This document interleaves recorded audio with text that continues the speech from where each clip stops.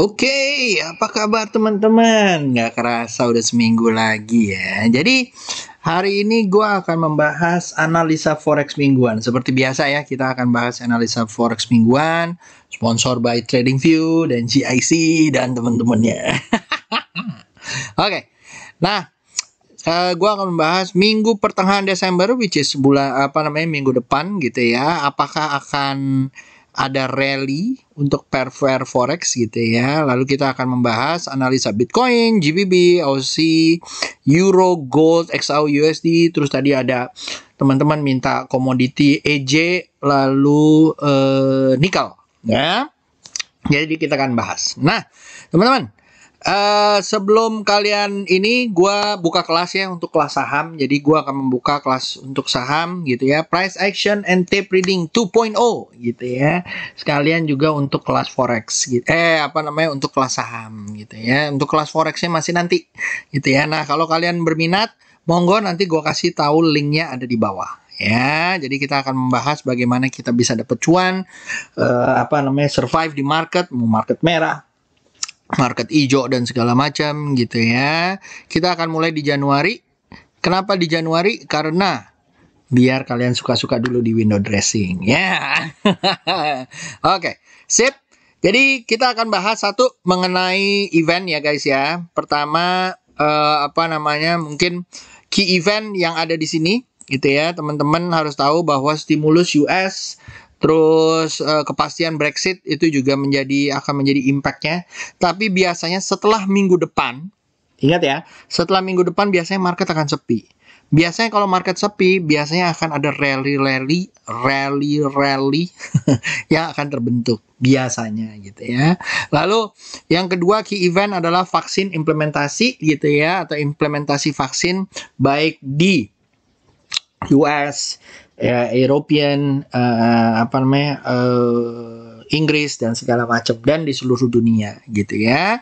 Kalau implementasinya berhasil, nggak banyak korbannya, angkanya bisa menurun, tentunya mata uang akan menggeliat gitu ya. Nah, apakah akan menggeliat di mana aja? Boleh kita lihat gitu ya nanti. Lalu yang kedua adalah central banks gitu ya. Central banks ini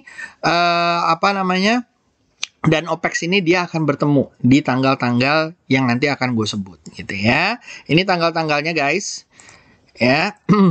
Jadi satu mengenai tanggal ya. Tanggal, jadi per Monday Desember nggak ada ini ya, Tuesday juga, tapi di tanggal 16 ini sangat krusial. Terutama yang krusial adalah satu, ada OPEC meeting gitu ya, membicarakan tahun depan dan inventory akan diturunkan atau enggak, atau tetap dihajar gitu ya. Ini akan menentukan nih, terutama komoditi kan lagi naik-naik nih. Nah, kalau ini masih kacrut juga, biasanya habis itu turun nih. Jadi lo harus hati-hati di hari tanggal 16 jam setengah 10. Jam berapa nih? All day, berarti kalian harus hati-hati ya di hari itu, dan Desember mungkin akan ada impact-nya. Oke. Lalu related dengan central bank. Central bank seperti yang gue bilang, jadi FOMC akan ketemu di tanggal 16 atau tanggal 17 gitu ya. 16-nya sana, 17-nya kita gitu ya. Ini akan ada press conference jam setengah 4 gitu ya. Kayaknya sih nggak akan banyak perubahan ya. Tapi menurut saya banyak yang nunggu nih ekonomi projection-nya seperti apa dan segala macam. Dan apakah memang stimulus atau interest rate akan dinaikkan, diturunkan dan segala macam gitu ya. Lalu ada impact mengenai NZD, New Zealand dollar gitu ya, dan Australia gitu ya, teman-teman juga bisa lihat. Lalu GBP juga akan ada official bank policy-nya gitu ya. Nah, yang mana aja tuh? Jadi tanggal-tanggalnya biasanya gue akan lihat apakah akan terbentuk rally setelah event-event tersebut. Karena biasanya habis itu mereka liburan. Nah, kalau misalnya dia liburan guys, seperti yang gue bilang di minggu lalu gitu ya. Ini kan liburnya tanggal segini nih, 11, 10, 17 gitu ya. Jadi di atas ini 10 udah gitu ya. Tinggal 16 sama 17. So, minggu depan kita bisa lihat apakah akan terbentuk rally atau enggak terhadap mata uang tersebut, either itu US dollar or the GBP gitu ya. Jadi hari ini kalau misalnya kalian lihat GBP-nya agak turun, agak naik gitu ya. Let's see apa yang terjadi nanti setelah ini. Kalau misalnya tidak ada kebijakan yang so-so, biasanya dia akan ngikutin jalurnya lagi. Ya, majornya seperti apa. Oke?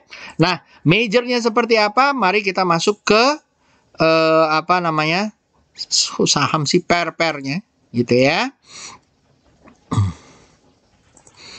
Oke, kita masuk ke pair-pairnya guys. Jadi gua akan masuk ke daerah sini ya. Ya, biar gede. Nah, oke. Nah, pairnya yang ada di sini seperti yang kalian lihat dia turun terus ya, masih di dalam area-area sini. Tapi banyak ada orang bilang bahwa ini di daily akan terbentuk flag patterns. Banyak yang apa namanya berharap bahwa dia breakout nanti akan ada flag patterns-nya. Kenapa lihat flag patterns? Karena dia lihat seperti ini nih guys. Apa namanya? Dia akan lihat seperti ini. Oke ya. Gue iniin aja. Dia ngelihat bahwa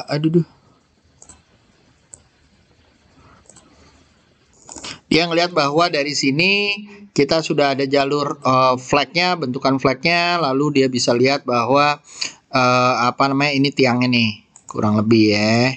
Salah. Tiangnya yang ini nih. Nah, gitu ya. Nah, kalau gua akan lihat nanti ya, tergantung breakoutnya dulu di mana, gitu ya. Kalau misalnya dia nggak breakout, apa namanya kita harus apa namanya lihat dulu, gitu ya. Sedangkan kalau misalnya di monthly, XAU ya, gitu ya, XAU di monthly banyak yang bilang bahwa dia akan membentuk cup and handle gitu ya. Tapi kalau menurut gua let's see gitu ya. Ini udah mulai mantul kalau dari monthly-nya. Yes, gitu ya. Kalau besok atau minggu Januari mantul, mungkin kalau dia tembus dari 1992 atau high-nya 274, mungkin akan terjadi. Tapi kalau seperti ini dan seluruh pattern kan kalau misalnya belum terjadi, mendingan kita lupakan dulu aja, ya kan? Tapi kalau terjadi, monggo bisa dilihat. Oke, nah setelah seperti ini, kita akan lihat 1 hour-nya, gitu ya. Oke, 1 hour-nya guys, seperti yang gue bilang, tunggu ya. Gue matiin dulu yang daily-nya.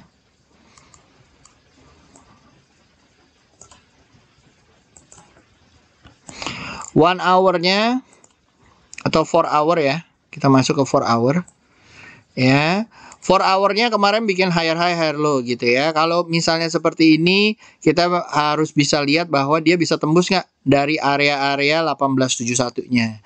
Karena kemarin mentok 1871, dia mentok dan ini masih di bawah EMA 20 gitu ya. Jadi kalau misalnya mentok, apa namanya, kalau dia tembus atau breakout mungkin akan ke 1930, targetnya habis itu 1950 gitu ya. Tapi kalau dia nggak tembus, mungkin guys kalian harus bisa ngambil untuk sell gitu ya. Ingat ya bahwa ini apa namanya, for short period aja gitu ya.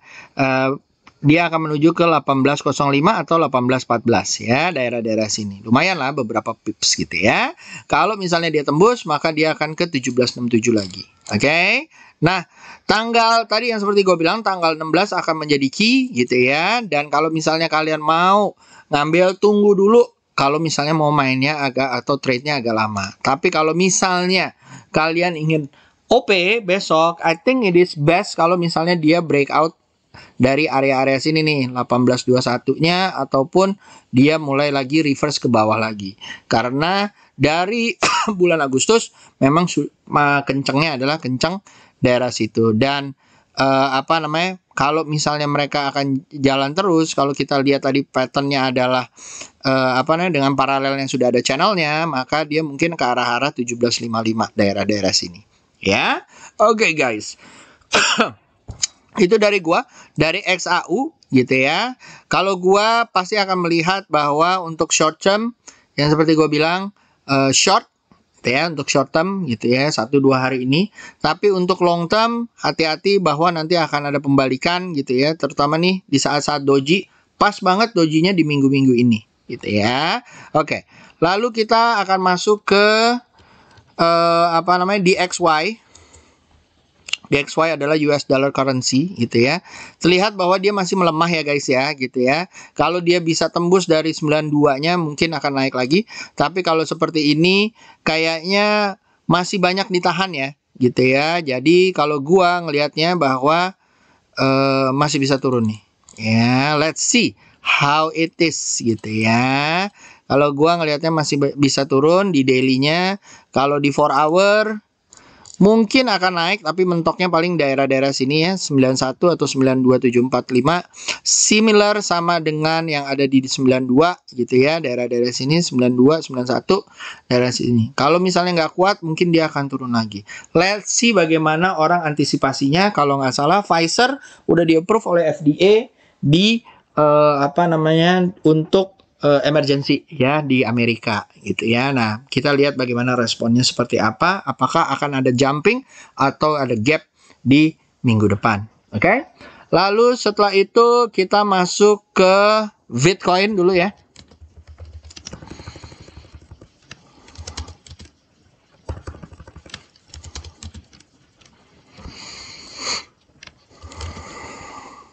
Oke. Bitcoin kalau gua ngelihatnya dia lagi koreksi ya, tapi seluruhnya masih uptrend gitu ya. Kalau seperti yang gua lihat seperti ini guys, gitu ya, lagi flat tapi dia ada pembalikan saat ini. Kalau dia bisa tembus 19871-nya guys, ya, kemungkinan dia bisa ATH nih, gitu ya, kemungkinan. Ya, kalau kalian lihat bahwa kemarin udah ATH, lagi koreksi di sini tes supportnya ya. Kalau misalnya dia bisa tembus, wow. Expect bahwa dia akan naik terus-terusan gitu ya. Related bahwa banyak gosipan bahwa Bitcoin akan masuk ke pair-pair yang akan ditaruh di US market dan segala macam gitu ya. So, let's see how it goes. Tapi menurut saya it's been good buat Bitcoin dan mata uang kripto. Oke?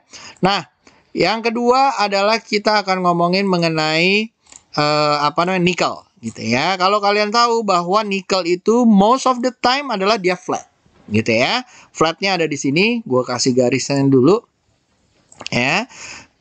Daerah sini ya. Flat. Ya, most of the time dia flat yang ada di sini. Kalau kalian lihat. Nah, bolehlah breakout di sini. Cuman kita udah bisa lihat nih bahwa kayaknya dia akan membentuk kenaikan mungkin karena satu lebih banyak orang akan memproduksi. Nah, target-target baterai dan segala macam gitu ya. Target-targetnya di mana? Mungkin kita 20 ribuan dulu kali ya. Yang menjadi target. Apakah akan ada ATH nantinya? Monggo. Kalau keluar, alhamdulillah mudah-mudahan dia cross ngetes dulu and then jalan lagi gitu ya. Mudah-mudahan seperti ini nih pattern yang terjadi di 2010 gitu ya. Dia nge-cross, masuk false break, habis itu naik dengan tinggi gitu ya. Nah, yang penting adalah key momennya adalah di saat-saat seperti ini nih, sampai sentuh 21, dia false break nggak masuk ke dalam gitu ya. Kalau nggak false break, dan menurut gue mudah-mudahan nggak false break gitu ya. Kalau dia nggak false break naik terus seperti ini gitu ya. Mudah-mudahan area-areanya kita bisa lihat nikel itu bisa ke 30.000 ataupun 35.000. Oke? Sip. Itu untuk nikel guys. Lalu untuk Euro USD.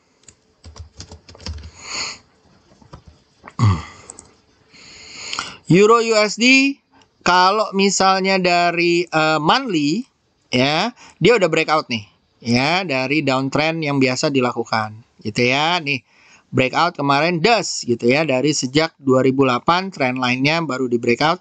Target areanya mungkin kalau dia bisa tembus dari 122351, mungkin dia akan ke 127 gitu ya kalau dari monthly.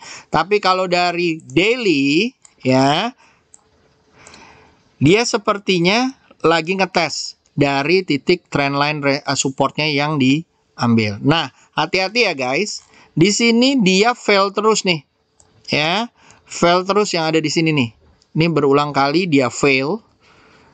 ya, membuat apa namanya doji upper shadow melulu nih ya, yang ada di sini, gitu ya, nih di sini harus hati-hati ya guys. Nah, kalau misalnya dia nggak kuat lagi besok gitu ya guys, mungkin dia akan ke sini nih, ya, ke area-area 19974. Oke, baru dia akan ngambil dulu dan dia akan coba terobos lagi. Ya, ambil tenaga dulu, baru dia akan terobos lagi. Sama kayak misalnya kejadian waktu itu ya. Nih, sekali, dua kali, tiga kali gitu ya. Akhirnya dia tembus, jebol ke sini. Terus naik lagi, di saat dia naik, dia coba breakout lagi dari resistannya. Oke, itu di daily.